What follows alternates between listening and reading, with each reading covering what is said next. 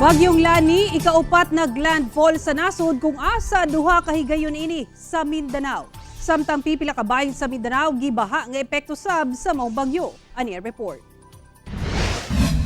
Ikaupat nga naglandfall ang bagyong Lani dihang misulod sa Philippine Area of Responsibility karong adlaw.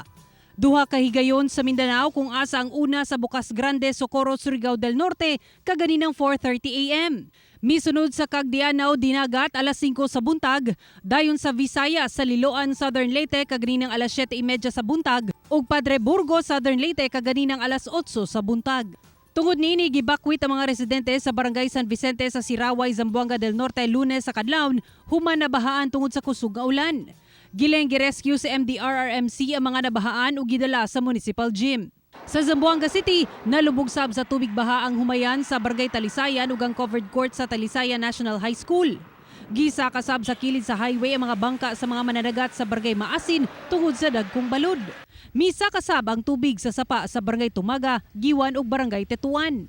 Apan sa Tugbungan Elementary School, gidayon gihapon ang aktibidad sa World Teachers Day kung asa nanayaw ang mga magtutudlo nga nagsulob og rubber boots bisan og gibaha ang covered court tungod sa milapaw nga tubig sa sapa.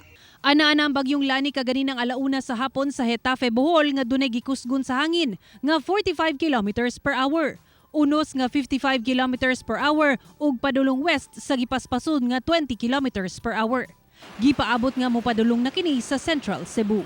Ako si Sarah Hilomen Velasco para sa One Mindanao.